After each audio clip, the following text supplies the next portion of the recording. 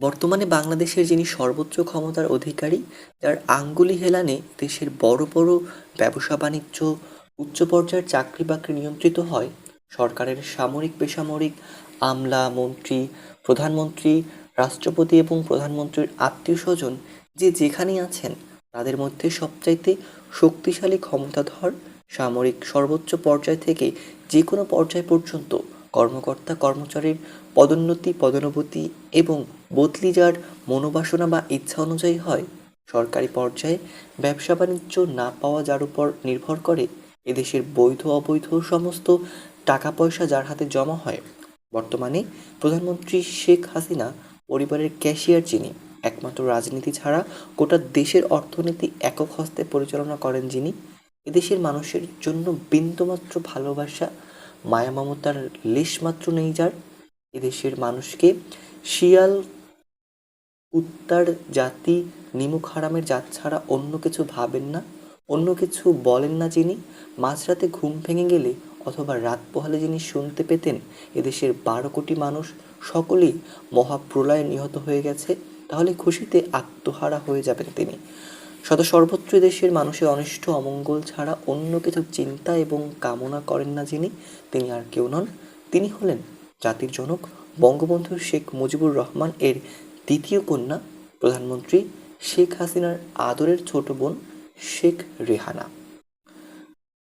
7ই জুলাই 1996 এর অপরাহ্নে তিনি এলেন গণভবনে, তারই বড় বোন প্রধানমন্ত্রী শেখ হাসিনার কাছে। এসেই সরাসরি প্রধানমন্ত্রী শেখ হাসিনাকে চিৎকার করে বললেন, এই শেখ মুজিব কি একা তোমার বাপ? শেখ মুজিব কি আমার বাপ না? আমার আমার ভাগ কই? আমি কি ভাগ পাই না? আমার 5টা মন্ত্রী দিতে হবে। প্রধানমন্ত্রী শেখ হাসিনা বলেন, মন্ত্রী পাবি না, চালাইতে দে, যত টাকা দরকার পাবি, সব তুই নে।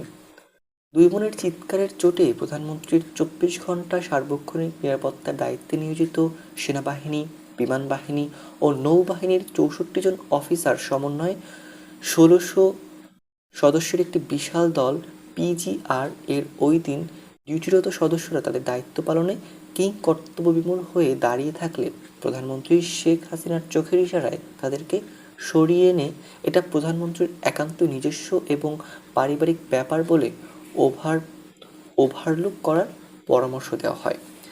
আজই যদি আমার 5জনকে মন্ত্রী না করো, তবে আমি আমেরিকা চলে যাব। যখন আসবো তখন সমান ভাগ নিয়ে আসবো। মনে রেখো, এ কথা বলে বঙ্গবন্ধু কন্যা শেখ রেহানা চলে গেলেন।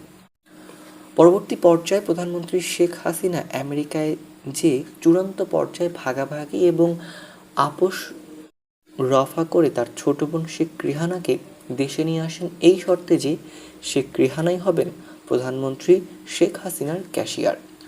সমস্ত টাকা পয়সা শেখ রেহানার হাত দিয়ে আসতে হবে এবং শেখ হাসিনার পর শেখ রেহানাই হবেন শেখ মুজিবের উত্তরসূরি।